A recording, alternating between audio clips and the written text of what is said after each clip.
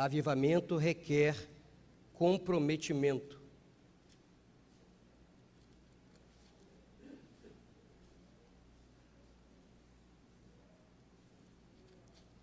Isaías 42,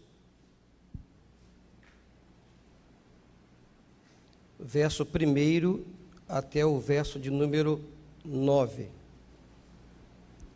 Diz assim: Eis aqui o meu servo, a quem sustenho, o meu escolhido, em quem a minha alma se compraz. Pus sobre ele o meu espírito, e ele promulgará o direito para os gentios. Não clamará nem gritará, nem fará ouvir a voz na praça. Não esmagará cana quebrada, nem apagará a torcida que fumega. Em verdade, promulgará o direito. Não desanimará, nem se quebrará, até que ponha na terra o direito, e as terras do mar aguardarão a sua doutrina. Assim diz Deus, o Senhor, que criou os céus e os estendeu, formou a terra e a tudo quanto produz, que dá fôlego de vida ao povo que nela está, e o espírito aos que andam nela. Eu, o Senhor, te chamei em justiça, tomar-te-ei pela mão e te guardarei e te farei mediador da aliança, que o povo é luz para os gentios, para abrir os olhos aos cegos, para tirardes da prisão o cativo e do cárcere aos que jazem em trevas. Eu sou o Senhor, este é o meu nome, a minha glória, pois, não darei a outrem, nem a minha honra às imagens de escultura. Eis que as primeiras predições já se cumpriram, e as novas coisas eu vos anuncio, e antes que se sucedam, eu vô-las farei ouvir. Oremos ao Senhor. Pai amado, eis a Tua palavra, pedimos a Ti, Senhor, que venha falar conosco nessa noite, venha nos esclarecer, meu Pai, a Sua palavra, que possamos sair daqui, Senhor, com o nosso coração dominado pelo Teu Espírito, dominado pelo Teu amor, que possamos, ó Pai, sair daqui melhor do que nós entramos, ó Pai, com sentimentos novos, novos comportamentos, novas ações, que venham, Senhor Jesus, coadunar, meu Pai, para o crescimento da Tua obra, para o nosso crescimento, enfim, meu Pai, que possamos sair daqui revestidos, Senhor, por Ti, pela Tua palavra, pelo Teu Espírito Santo, é o que nós Te pedimos em nome de Jesus, amém e amém. Podem sentar, amados, em nome de Jesus. Queridos, fale comigo assim: avivamento requer comprometimento. É interessante que, para que haja avivamento, nós precisamos de ações. Então, avivamento, ele tem que ter comprometimento, tem que ter envolvimento, ele tem que ter movimento, não apenas movimentos de barulhos. Às vezes que nós pensamos que avivamento tem a ver com barulho, uma igreja barulhenta. Pode também ter a ver, pode também se relacionar com a igreja que glorifica, a igreja que chora, também isso é avivamento. Mas o avivamento geralmente é perceptível quando a igreja ela está se movimentando em relação à missão, à sua missão, em relação àquilo que Deus quer. Uma igreja que ela está inspirada pelo Senhor, com vontade de fazer a sua obra, com vontade de evangelizar, com vontade de buscar, com vontade de pedir perdão, com vontade de abraçar. Então, o avivamento demonstra um envolvimento geral da igreja em diversas áreas. E, geralmente, o avivamento começa dentro de você. Não de uma forma coletiva, como nós esperamos. O avivamento vai ser de todos. Às vezes o avivamento começa com em um ministério, com um pequeno grupo que ora em um lugar isolado, ali começa orando, sentindo uma alegria no coração, e esse avivamento vai contagiando outras pessoas, até que, enfim, domina toda a igreja.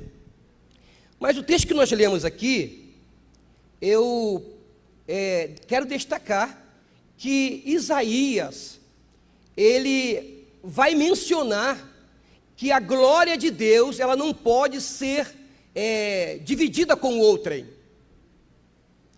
Para que Deus possa agir, como ele aqui descreve, que o Senhor vai abrir os olhos aos cegos, tirar da prisão o cativo, do cárcere, e depois ele fala que o nome do Senhor é Jeová, é o Senhor poderoso. Ele não admite que a sua glória seja dividida. Ou seja, ele está dizendo para nós que, uma vez que, se alguma coisa entrar nesse relacionamento entre mim e Deus, uma vez que a minha adoração está envolvida com um outro tipo de Senhor, com algum tipo de atribuição diferente que não seja o Senhor, automaticamente eu vou destruir as ações que Deus poderia fazer no meio do povo, na minha vida. Isaías, quando ele falou isso, Isaías, ele era alguém que já tinha vivenciado algumas cenas, algumas experiências, e ele poderia falar isso com base de saber que a idolatria, seja ela qual for a idolatria, e não somente a imagem de escultura, mas a idolatria de maneira genérica. Às vezes idolatramos os nossos bens materiais, idolatramos às vezes time de futebol, novela, tantas coisas que nos prendem, e no final nós ficamos tão aprisionados a coisas paralelas, que às vezes nós não conseguimos nos ligar com o Senhor, não conseguimos ter com o Senhor uma postura de adoração desejável.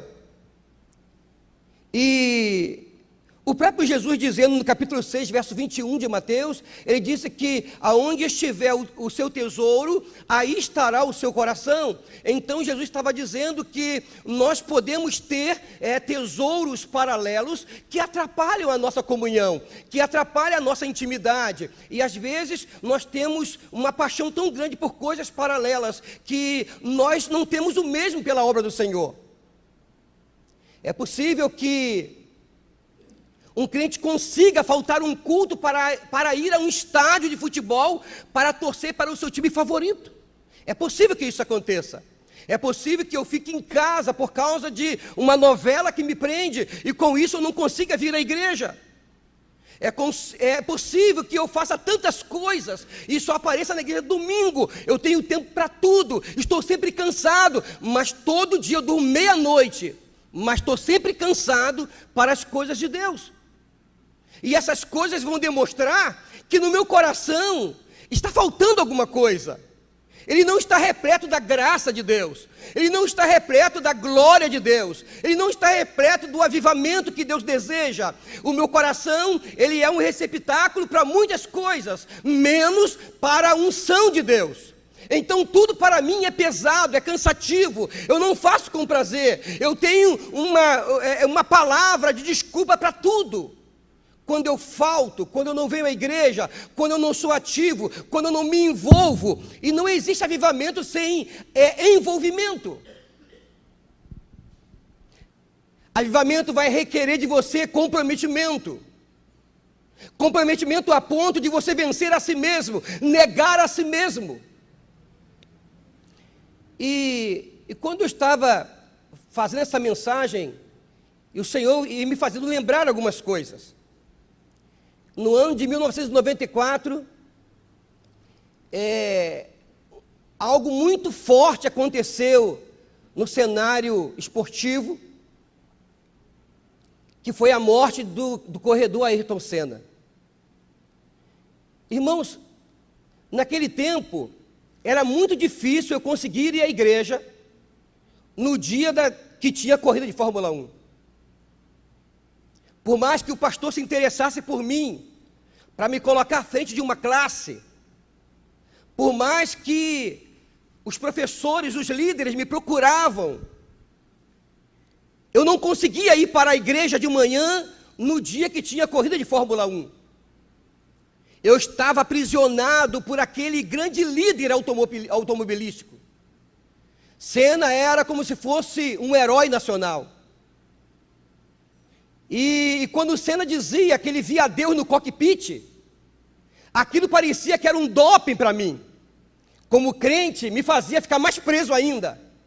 Se ele vê Deus no cockpit, então eu quero ficar vendo as corridas. É um álibi positivo para que eu não vá à igreja e fique vendo corrida. Eu não conseguia, era uma escravidão.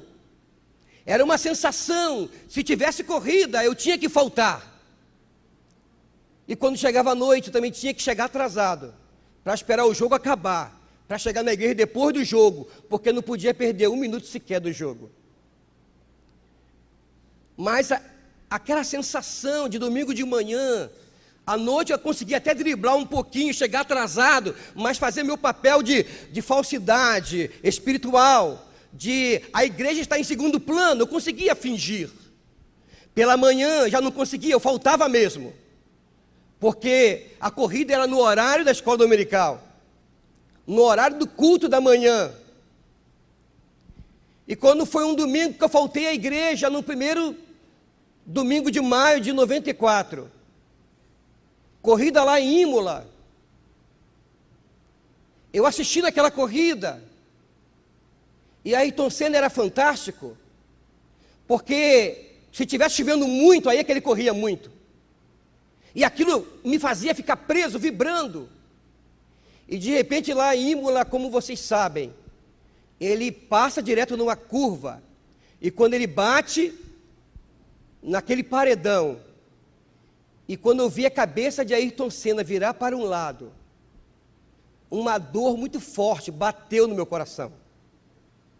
Era um líder que me dominava, era uma idolatria que me prendia, em secreto porque ninguém sabia, me atrofiava no meu avivamento, na minha vida espiritual, eu não produzia, estava aprisionado por aquele sentimento, que era mais forte que o próprio Espírito de Deus. Enquanto eu estava preso àquilo, Deus não conseguia me usar, Deus não conseguia fazer milagres em mim, Deus não conseguia me fazer um instrumento, porque eu estava preso. Mas naquele dia o Brasil inteiro chorou, as pessoas andavam na rua triste, falando uma com as outras, morreu Ayrton Senna, morreu o nosso ídolo, morreu o nosso herói nacional. A música destacava em toda a programação da Globo, dos canais, o dia inteiro de choro, sofrimento. Todo o Brasil chorava pela morte de Ayrton Senna. Mas naquele dia, morria Ayrton Senna, morria dentro de mim alguma coisa também, mas renascia o desejo de voltar para a igreja, o desejo de ficar firme no domingo de manhã, abandonar aquele desejo louco de ficar preso vendo corrida de Fórmula 1, e agora voltar à igreja com mais vontade, com obrigação, com responsabilidade. Então foi preciso a ruptura daquele aprisionamento para que eu pudesse me libertar e cair em mim. E sempre quando eu lembro desta cena, de como eu era aprisionado àquilo, e como Deus queria me usar e não conseguia, eu comecei então a relembrar na Bíblia fatos parecidos com esse. Foi então que eu lembrei do rei Uzias. O rei Uzias era um rei implacável, era um rei fenomenal. A sua história você vai encontrar no segundo livro dos reis, no capítulo 14, versículo 21. O rei Uzias era um rei filho do rei Amazias, que com 16 anos de idade, ele assumiu o reino do sul, que era o reino de Judá.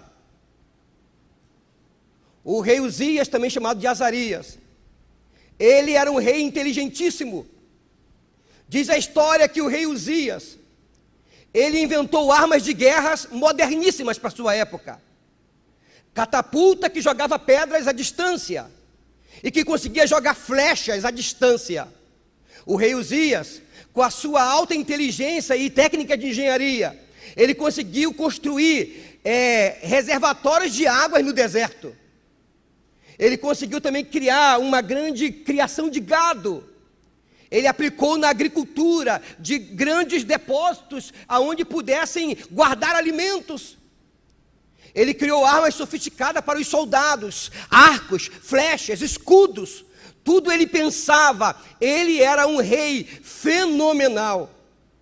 Durante 52 anos, o rei Uzias reinou sobre Judá e sobre o reino do sul. Diz a Bíblia que foi, depois de Salomão, o momento mais próspero e de paz que viveu Judá. Interessante, queridos, que quando você lê o capítulo 15 e 16 de 2 Reis, você vai perceber que até os egípcios, que eram um povo poderoso da época, estavam respeitando e temendo o reino do sul, por causa da bravura e dos instrumentos de guerra que o rei Uzias construíra. Um rei fenomenal, um rei espetacular, um rei que era adorado pelas pessoas. As pessoas estavam na rua andando, eram felizes e diziam que tinha prosperidade. E queridos, entendam, Deus não conseguia lidar direto com o povo, porque o rei Uzias, ele era tão fantástico, ele era tão fenomenal, que ele substituía, de uma certa forma, a paz e a proteção de Deus no sentido humano. O povo adorava aquele rei. O povo era fantasiado pelo rei Uzias, um rei que era respeitado em outras nações. As nações tinham medo. Era um rei que transmitia paz e prosperidade. Então, todo aquele povo do Reino do Sul colocava suas aspirações e esperança naquele homem, como se ele fosse um líder, como se ele fosse um Deus, como se ele fosse idolatrado. E Deus observava aquilo também do seu trono. Interessante que o rei Uzias foi mudando seu comportamento. Ele era até então um rei obediente, um rei que procurava temer a Deus, mas esse rei foi ficando orgulhoso e soberbo, porque ele viu que o povo estava o adorando, as nações estavam temendo a ele. Então um dia o rei Uzias, ele resolve entrar no templo, desafiar os sacerdotes para querer sacrificar ali com incenso. E essa ação Deus havia destinado aos sacerdotes, e o rei não poderia fazer isto.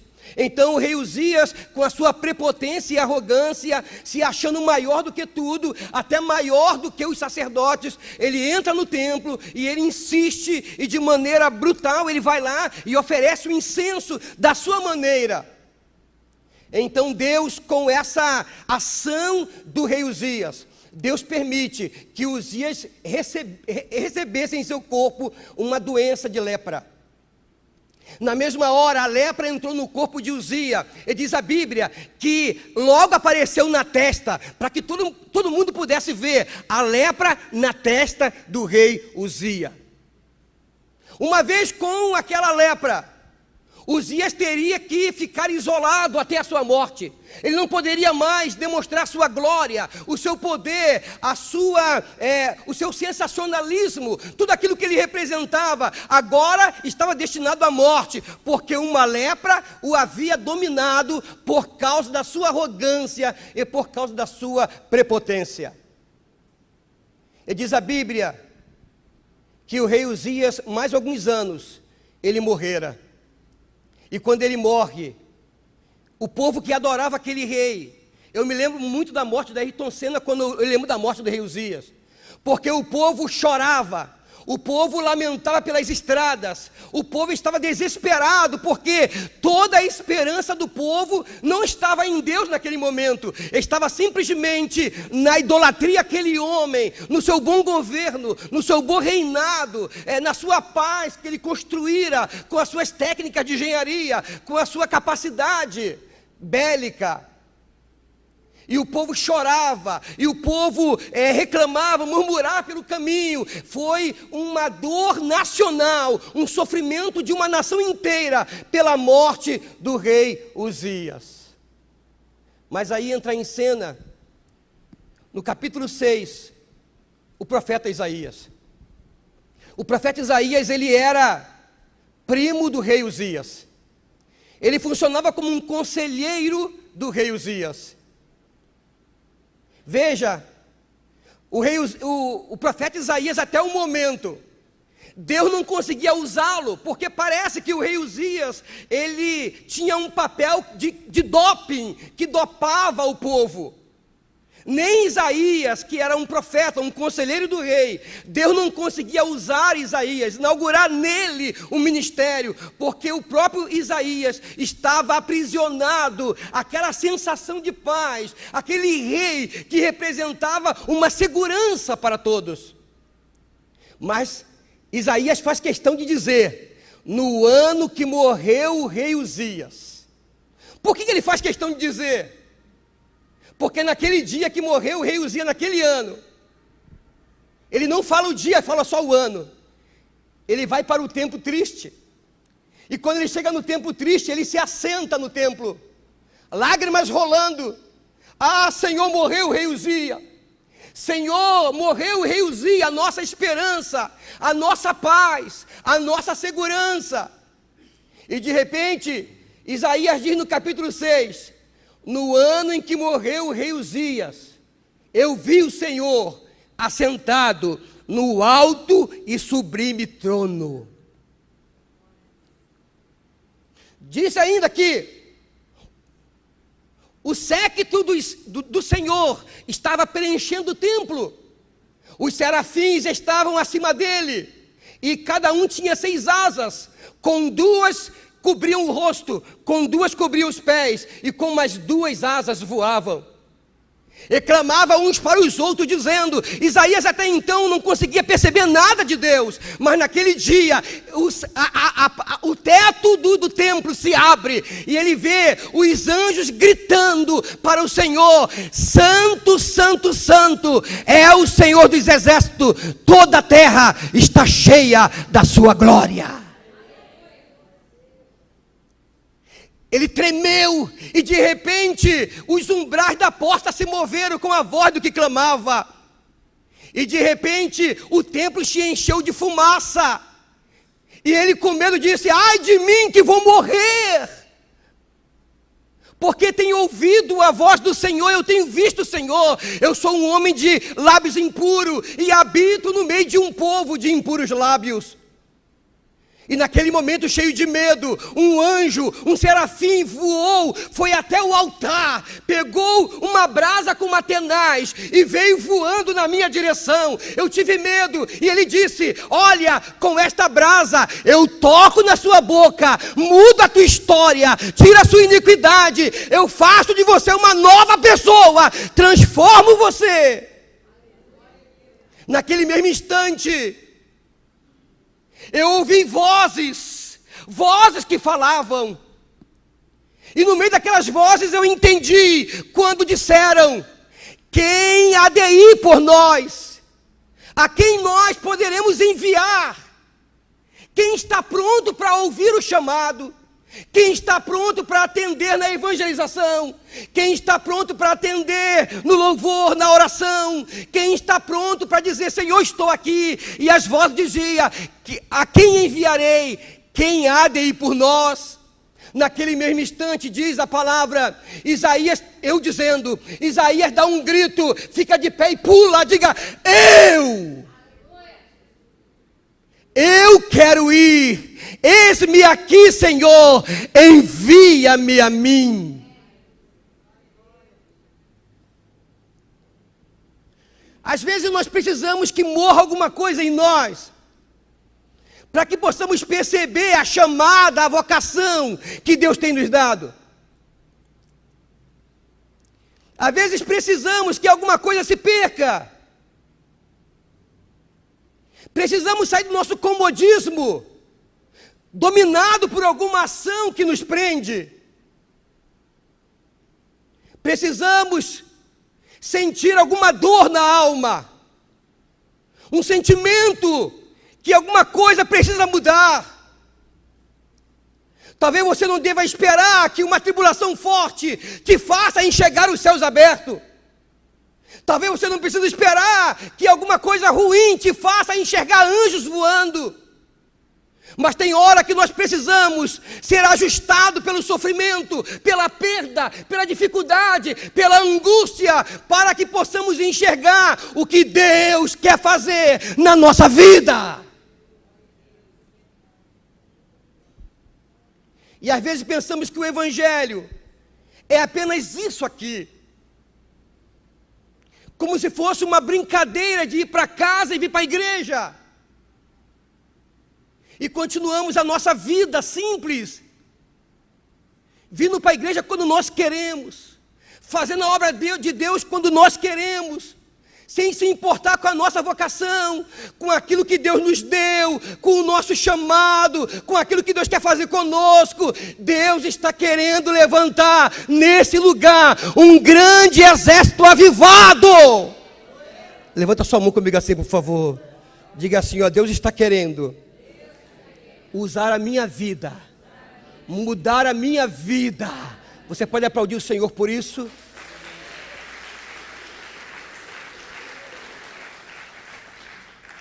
Fique de pé, por favor, em nome de Jesus. Assim como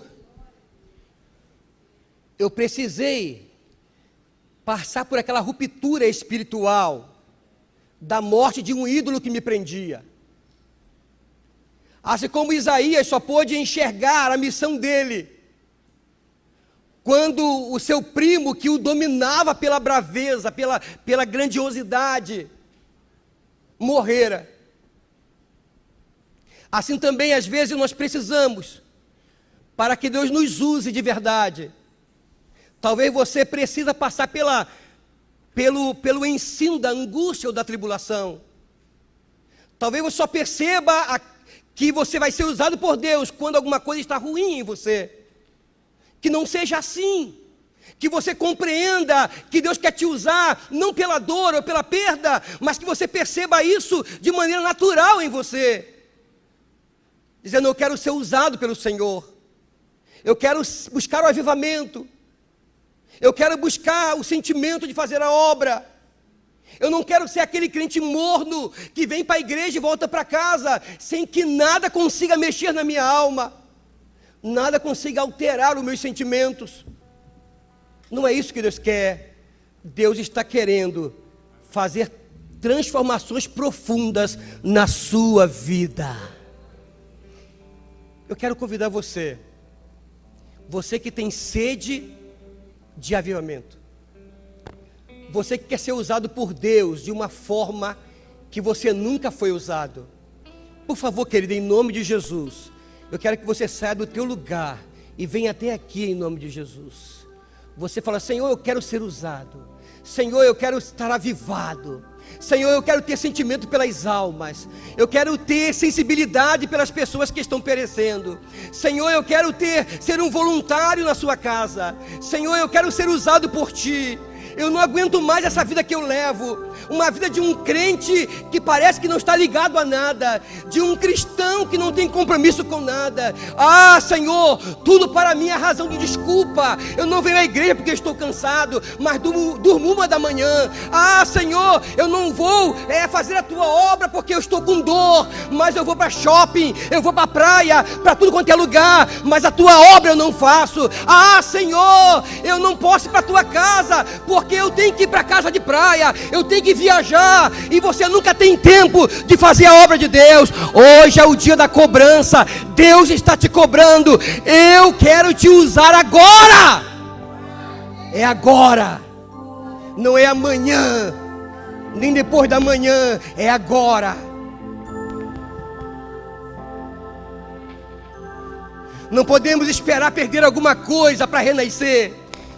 Não podemos esperar morrer alguma coisa para pensar no Senhor. Não precisamos esperar que uma desgraça aconteça para eu ficar melhor com Deus. Não é assim. Mas se você não se posicionar, Deus vai permitir que você perca coisas para que você se torne uma pessoa melhor. Às vezes o crente desempregado, ele é mais fiel. Às vezes o doente, ele ora mais. Mas não é isso não é essa pedagogia que Deus quer. Deus quer que você atenda ao clamor voluntariamente. Deus quer que você seja um crente fiel por sentimento natural e não apenas porque está sendo forçado pedagogicamente pelo Senhor. Oh, aleluia! Glória, glória, glória, glória, glória, glória, glória, glória. Se existe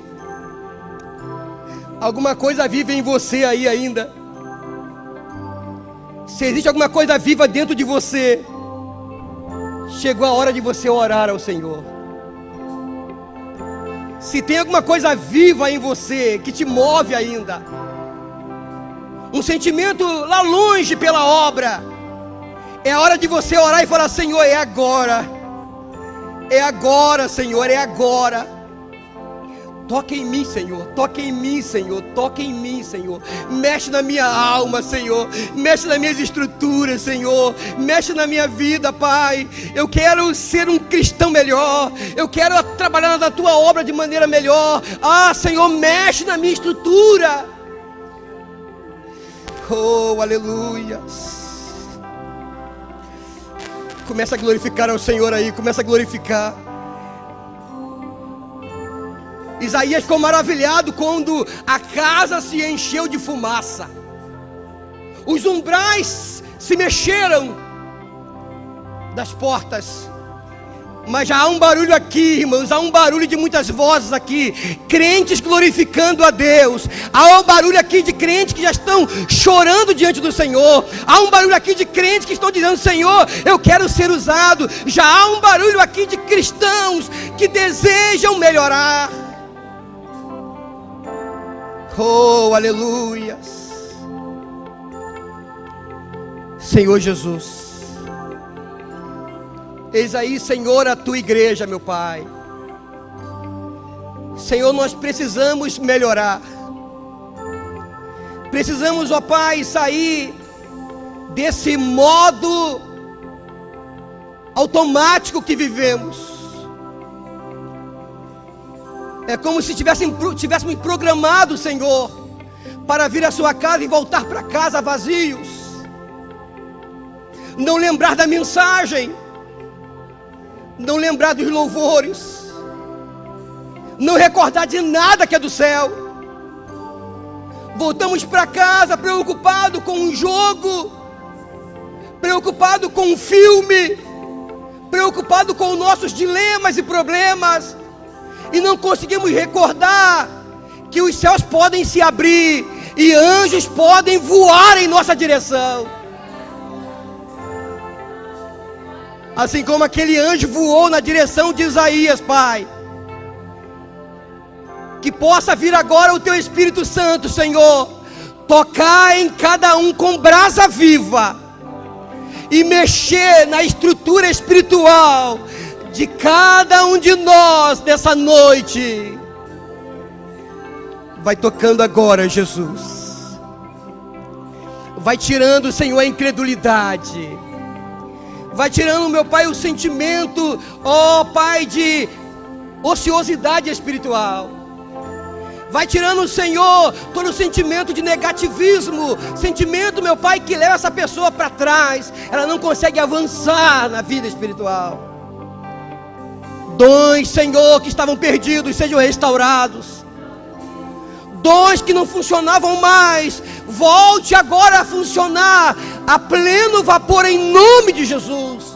Receba de Deus os seus dons de volta. Receba do Senhor as suas promessas. Receba de Deus aquilo que você perdeu. Receba do Senhor. Oh Pai, em nome de Jesus, aviva, meu Pai, aviva a nossa alma.